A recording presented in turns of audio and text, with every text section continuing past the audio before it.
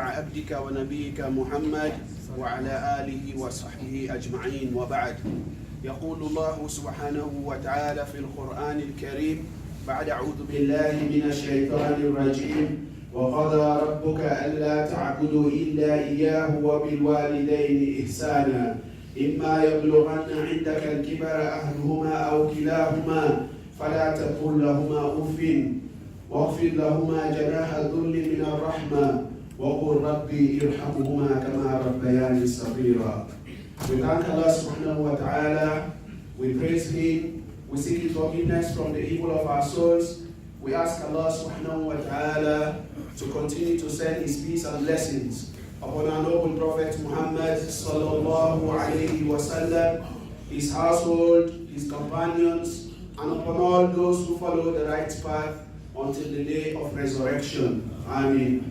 My dear brothers and sisters, once more, Assalamu alaikum wa rahmatullahi wa barakatuh, after a very long period of absence. Alhamdulillah, I'm very much grateful to the Almighty Allah to join my family again in London. Today, within this short period of time, I want us to look at a very, very important ayah in the Quran. Maybe after the lecture, you will ask any of the mashayikh to tell you the surah and the number of that ayah. But in this ayah, Almighty Allah subhanahu wa ta'ala has given an order to mankind. And this will be the old and the young, man and woman. And if you look around in this room, these are the people that are here. Men and women, old and young, fathers and mothers, aunties and uncles, grandfathers and grandmothers are all here, brothers and sisters. Allah subhanahu wa ta'ala says in the Quran, وَقَضَى رَبُّكَ أَلَّا تَعْبُدُوا إِلَّا إِيَّاهُ. These are some of the orders in the Quran. We have to take these orders very seriously. When a commandment comes from up, إِذَا صَدَرَ الْأَمْرُ مِنَ الْأَعْلَى إِلَى الْأَسْفَلِ فَهُوَ وَاجِبٌ. If the order comes from up downwards, it is obligation. So Allah subhanahu wa ta'ala is saying to us, وَقَضَى رَبُّكَ أَلَّا تَعْبُدُوا إِلَّا إِيَّاهُ. Your Lord has judged. Your Lord has commanded. Your Lord has decreed that you do not worship except Him alone. Allah ta'budu illa iyyah. Don't worship anything except Allah subhanahu wa ta'ala. So my dear brothers and sisters, children that are present in this hall, this should be one of the fundamental beliefs that we should hold from now on until death. That we should not worship anyone in our lives except Allah subhanahu wa ta'ala.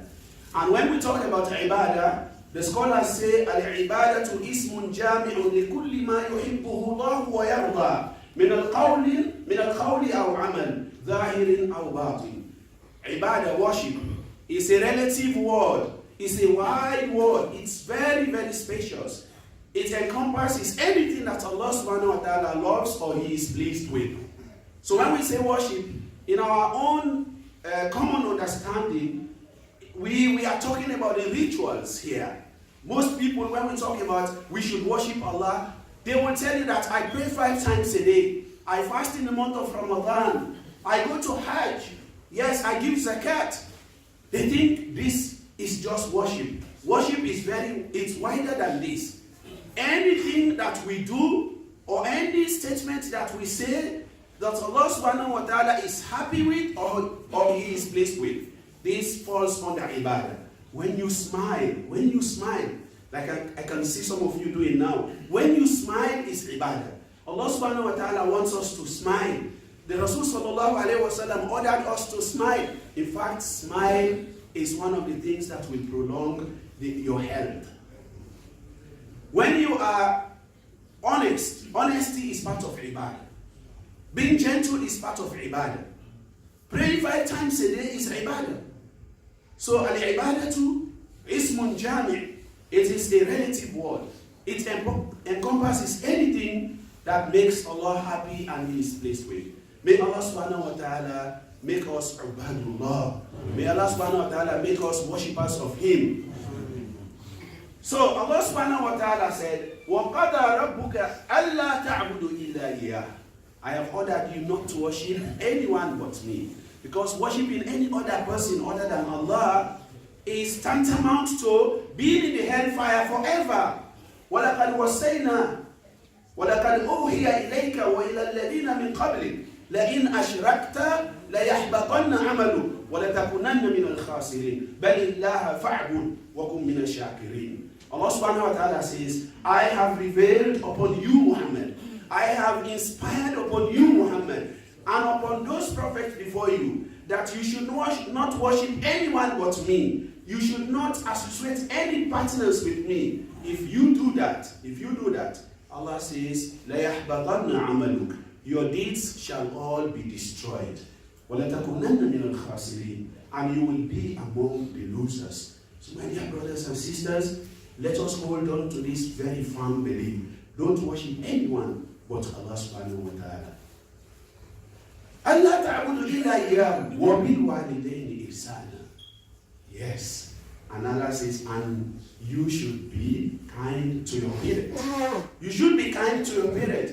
As you are worshiping Allah subhanahu wa ta'ala alone, as you take Allah subhanahu wa ta'ala to be your creator and your worshiper alone, you should as well hold your two parents to high esteem. وَبِالْوَالِدَيْنِ إِحْسَانًا. Hold your two parents to high esteem. Each and every one of us here is born of two parents. Whether one of them is dead and one is alive, or both of them are dead, but the reality is that we are all born of two parents. وَبِالْوَالِدَيْنِ إِحْسَانًا. Be kind to your parents. Be obedient to your parents. Don't be rude to your parents. Allah said, إِمَّا يَبْلُغَنَّ عِنْدَكَ الْكِبَرَ أَحْدُهُمَا أَوْ كِلَاهُمَا. If one of them attains old age, or both of them reach old age while you are young, of course, it is like climbing a mountain, a hill. You know, the parent, we are holding your hand to climb the hill. And now that you are on top of the hill, going down the hill will be difficult for them because the age. So you should be holding their hand as well. One good turn deserves another. Hal jazaa'ul ihsan illa al-ihsan. The reward for goodness, is it naturally not goodness? Indeed, it is goodness. If someone has been kind to you, try to be kind to them as well. So Allah subhanahu wa ta'ala says, إِمَّا يَبْلُغَنَّ عِنْدَكَ الْكِبَرَ أَحْدُهُمَا أَوْ كِلَاهُمَا. If one of them or both of them attain old age, فَلَا تَقُلْ لَهُمَا أُفٍّ. فَلَا تَقُلْ لَهُمَا أُفٍّ. Don't say oof to them. Somebody said to me, Sheikh, well, if I am not saying oof to them in their presence, but if they go out of my room, then I say, ah. I said, don't do that. Don't say oof to them in their presence and in their absence. Because Allah subhanahu wa ta'ala, who gave this order, is seeing everything. This is to each and every one of us here, that we should look after our parents when they reach old age. Why is Allah subhanahu wa ta'ala emphasizing on old age? Because this is the time that the parents become very difficult as well. Just like when you were a child, you are very difficult to handle. And when a parent reaches old age, they become difficult as well. وَمَنْ نُعَمِّرُهُ نُنَقِّسُهُ فِي الْخَلْقِ. Allah subhanahu wa ta'ala says, whosoever that we have given long life to live, we will reduce them. We will reduce them. This is the time that our parents will suffer from dementia. This is the time that they will suffer from arthritis. This is the time that they will suffer from not hearing. Some of them become deaf. This is the time that we have to be very patient with them. When you are walking with them on the road, you want to catch the bus. Yes, bus 78 is coming. You want to catch it. But what? Can't you be patient? Another 78 is coming. Don't earn the wrath of your mother by shouting at her or pushing her so that you can catch bus 78. Allow 78 to go. Please your mother. A boy came to the Prophet sallallahu alaihi wasallam. He said, Ya Rasulullah, إِذِنْ لِي أَنْ أُجَاهِدَ مَعَكَ. O Messenger of Allah, give me permission. I want to go for the jihad with you. I want to do the jihad. And we all know the reward of jihad. This boy was so interested in the jihad. He wants to go for the jihad so that he will become mujahid. And perhaps Allah subhanahu wa ta'ala will reward them with shahada. The Rasul sallallahu alayhi wa sallam asked him, he said, have you got your two parents? Any of your parents alive? He said, yes, my parents are alive. He said, irji fafihima fajahid. He said, go to them and make your jihad with them. Go back to your parents and make your jihad with your parents. Go look after your parents. So myself and you here, sitting here, I have just come from Africa. And you know what is Africa, especially Sierra Leone. My message to you is make jihad with your parents. Make jihad with your mom. They are suffering there. Some of us are brandishing nice cars here in this country, whilst our parents are suffering there. We are going for the latest gadgets in this country, while our parents are there having nothing. And we count how much we send for them. When your mom says, my son, I need money. Hey mama, I don't send last month. Was your mom like this to you? No. Was your dad like this to you? No, they were not like this. Why are you counting your goodness to them? Allah says, فَلَا تَقُلْ لَهُمَا أُفٍّ وَلَا تَنْهَرْهُمَا. And don't shout at them. وَاخْفِضْ لَهُمَا جَنَاحَ الظُّلِّ مِنَ الرَّحْمَةِ. Allah says, lower the wing of mercy, your wing of humility, lower it. You know, waqfid. Allah is using very beautiful words here. Waqfid lahuma. Just calm down for them with mercy. وَقُلْ رَبِّ إِرْحَمْهُمَا كَمَا رَبَّيَانِي صَغِيرًا. And say, my Lord, have mercy upon them as they looked after me when I was young. As they looked after me when I was young. This is an order from Allah subhanahu wa ta'ala. وَقُلْ رَبِّ إِرْحَمْهُمَا. Say, my dear brother, don't forget this. This dua is very, very important. Rabbi irhamhuma. My Lord, have mercy upon them, the two of them. Kama rabbayani. Just like they looked after me, saghira, when I was young. I want us to take a waqfa, a little pause on these particular words. Kama rabbayani saghira. As they looked after me when I was young. Let us analyze the word kama rabbayani saghira. Just like they looked after me when I was young. You will see from these words that there is the principle of reciprocation here. The principle of reciprocation is the one that is applying here. That the child is making dua for his two parents. Allah have mercy upon my mom and dad, just like they had mercy upon me when I was young. So, it implies that when our children are young, as mothers and fathers, we should show utmost mercy upon these children. We should be very responsible in looking after these children. We should guide these children towards the right path. We should look after these children, so that when the child makes this dua, Rabbi irhamhuma kama rabbayani saghira. My Lord, have mercy upon both of them as they looked after me with mercy. But today, a lot of us say that we are in the Western world. The child does not care. The mom does not care. The father does not care. All what we are after is to satisfy ourselves. How many times have we got dads, fathers going out of relationship without thinking of the repercussion of their exit upon the children? They leave these marriages. They go, they leave their wives, they leave the relationship, not thinking that if I am gone, how is this child going to grow up without me? How are they going to cope in a society, a multicultural society like Britain, where you find it difficult for both parents to look after one child, let alone one parent to look after one child? How many times have we seen sisters, wives, kicking their husbands out of the matrimonial home, not thinking that this husband is very important in looking after this child? That does not show Rahman upon the child.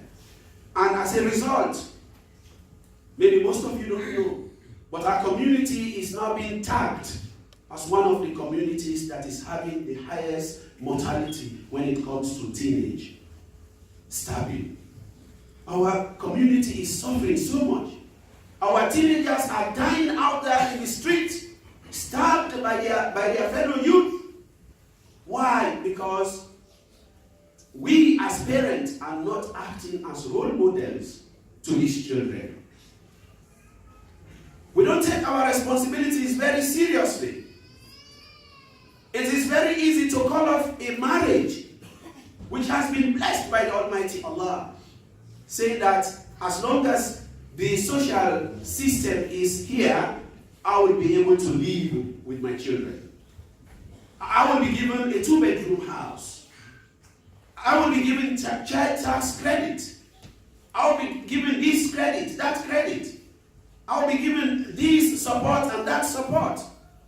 And at the end of the day, the child grows up with no serious Islamic discipline, and they become prey to the bad system. And this is what we are seeing within the community. Therefore, we have to look very keenly. Look at this very dua that the child is making. You are not going to get it if you did not put effort. Don't think because the child is saying, Rabbi irhamhuma kama rabbayani saghira. My Lord, have mercy upon my 2 parents as they looked after me when I was young. If you did not take part, if you showed wickedness on your children, you were that father who did not show any responsibility. You were after the child's income. When they pay some money to the child, you go after the woman just to get that money, and you have no contribution at home. You don't even pray at home, or you don't even make the effort to teach your children about the deen. Do you think that that solemn dua that the child is going to make, do you think Allah, the one who knows everything, do you think He is going to include you in that dua? Allah is not going to include you in that dua. So my dear brothers and sisters, I want us to realize this, that as we are expecting our children to look after us, to be kind and generous to us while we are old, we should also take it upon us that we should be looking after these children now that they are young. To whom much is given, much is expected. أقول قولي هذا استغفر الله لي ولكم ولسائر المسلمين من كل ذنب استغفروه إنه هو الغفور الرحيم.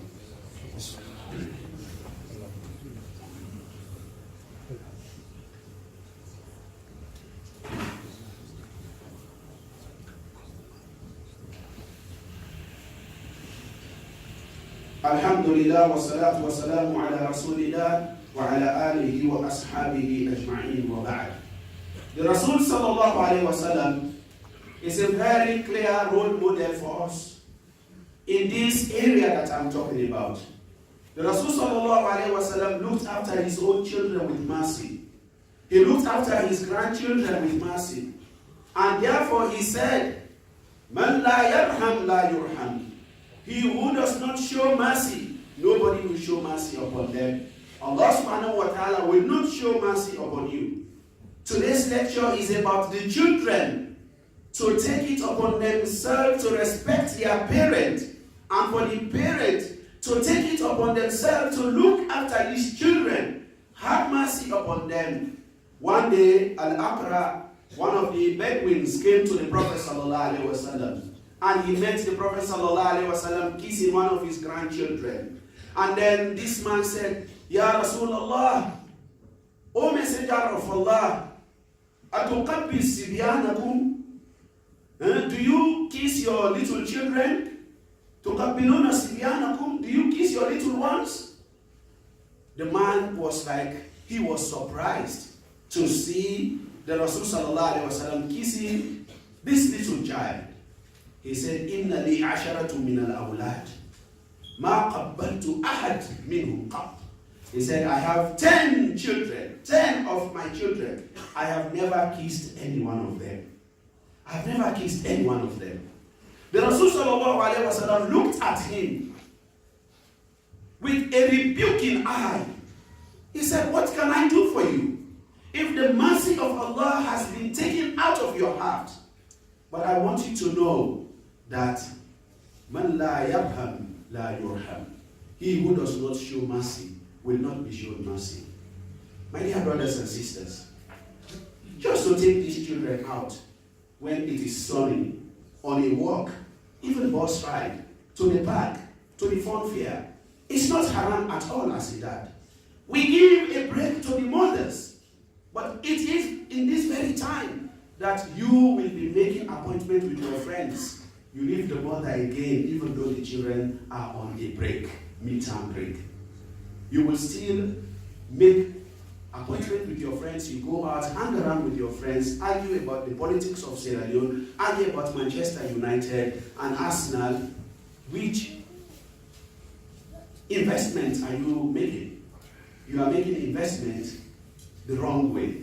It is better to invest in our homes, in our children, than to invest in these kind of things. ربنا آتنا في الدنيا حسنة وفي الآخرة حسنة وقنا عذاب النار ربنا ظلمنا أنفسنا وإن لم تغفر لنا وترحمنا لنكونن من الخاسرين اللهم أعز الإسلام والمسلمين وأذل الشرك والمشركين ودمر أعداءك أعداء الدين بقوتك يا عزيز يا متين اللهم ربنا آتنا في الدنيا حسنة وفي الآخرة حسنة وقنا عذاب النار وصلى اللهم على سيدنا محمد وعلى آله وصحبه أجمعين.